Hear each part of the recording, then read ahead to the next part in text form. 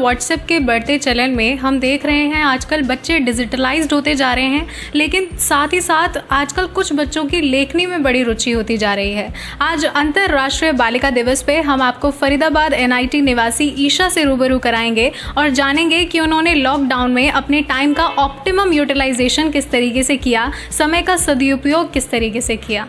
स्वागत है आपका। नमस्ते, हेलो, सुप्रभात। आप ये बताइए कि आपको कैसे इस टाइम पीरियड में ये सुझाव आया कि मुझे कुछ इस तरीके का करना। सबसे पहली बात तो ये कि ये सारी जितनी भी इंस्पिरेशन थी ये सारी मुझे अपनी बहन से मिली है। ये आइडियाज़ जिस आइडिया पे मेरी बुक बेस्ड है, ये सब जब मैं अपनी बहन से डिस्कस करती थी तो उनका कहना था कि तुम्हें इसके बारे में लिखना चाहिए जी। तो क्योंकि आइडियाज़ बहुत अच्छे लगे मेरी बहन को और ये रियल इश्यूज़ पर बेस्ड है। इनमें से कुछ मैंने भी फेस करे हैं, कुछ मेरे दोस्तों ने फेस करे हैं अपनी स्कूल लाइफ में जी। तो उन्हीं के बारे में मैंने डिस्कस करा है और मेरी बहन ने मुझे प्रेरणा दी थी कि तुम्हें लिखना चाहिए और उन्हीं के मदद से मैं लिख पाई। तो मैं आपको बताना चाहूँगी दर्शकों कि यहाँ पर ईशा ने एक लॉकडाउन में एक बुक पब्लिश की है। बुक का नाम है टीनेज लेसन्स। टीनेज लेसन्स यानी कि आप समझ सकते हैं कि जिस दौर में ईशा अभी गुजर रही हैं उसी दौर से होकर उन्होंने जो चीज़ें महसूस करी उसी को इन्होंने अपनी किताबों में जो है मोती पिरोए हैं। तो उसी के बारे में जानेंगे ईशा से। ईशा, ये जानना चाहूँगी मैं कि आपकी ये जो सारे थॉट्स हैं जो भी आपने इस बुक में लिखे, वो आपके फ्रेंड्स की प्रॉब्लम्स थी या आपकी अपनी डेली लाइफ से रिलेटेड भी थी? इसमें से आधी से ज़्यादा प्रॉब्लम्स मैंने खुद फेस करी हैं अपनी लाइफ में और अपनी स्कूल लाइफ में। तो कुछ जिक्र उनका भी है और कुछ मैंने जैसे अपने दोस्तों का कभी सुना हो या उनको देखा हो तो उनके बारे में मैंने लिखा है। अच्छा, मैं ये जानना चाहूँगी कि बहुत सारे आजकल गेम्स भी हैं हमारे पास, तो वो सारी चीज़ें आपने छोड़कर 12th में हैं आप इस तरीके से, राइट?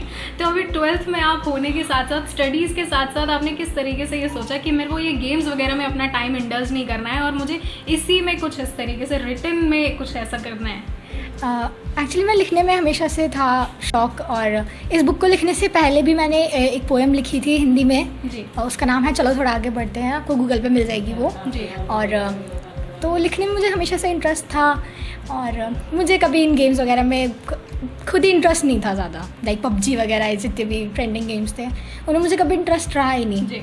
और सोशल मीडिया पर हूँ मैं और चलाती हूँ लेकिन एक लिमिटेड टाइम के लिए, but I don't like wasting my time on all these. तो आप इससे ये शिक्षा ले सकते हैं कि गेम्स वगैरह जो आजकल हमारे सोशल मीडिया पे उपलब्ध हैं उसको छोड़कर कुछ ऐसी चीज़ इन्होंने अपनाई जिसे लेकर आगे भी बच्चे जो हैं इंस्पिरेट हो सकते हैं, उससे प्रेरणा ले सकते हैं। क्योंकि मैं भी इस फेज से एक बार जा चुकी हूँ तो सबसे बेस्ट ऑप्शन यही है कि आप अपने किसी बड़े से बात करो, किसी भी ट्रस्टेड एडल्ट से। लाइक आपका कोई ट्यूशन टीचर हो, आपके बड़े सिबलिंग्स हो या आपके पेरेंट्स। सबसे पहले पेरेंट्स, अगर आपको पेरेंट्स से डर लगता है या आपको लगता है कि नहीं, कई पेरेंट्स को डर लगता है कि नहीं हमारे पेरेंट हमें डांटेंगे या मारेंगे, तो आप अपने भाई बहन से बात कर सकते हो, बड़े लाइक किसी भी ट्रस्टेड एडल्ट से आप बात करें, उनको अपनी प्रॉब्लम समझाएं और इग्नोर ना करा जाए। जो भी घर के बाहर जितनी भी चीज़ें होती हैं उनको इग्नोर ना करा जाए। बच्चे अक्सर बाहर की चीज़ों को अपने अंदर रखते जाएंगे और बड़ी बड़ी प्रॉब्लम में फंसते जाते हैं जी।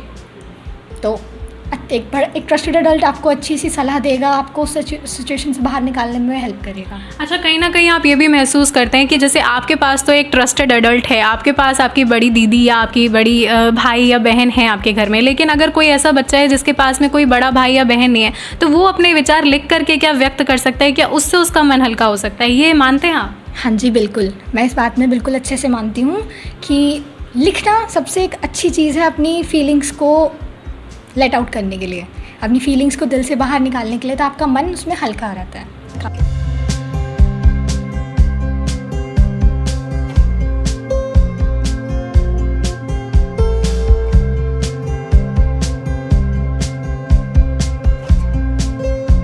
मैं अपनी बच्ची पर गर्व करती हूँ, मेरे को प्राउड है उसके इस काम के लिए कि उसने लॉकडाउन के टाइम पीरियड में बहुत ही अच्छे से अपने टाइम को यूटिलाइज़ किया और I appreciate my child very much.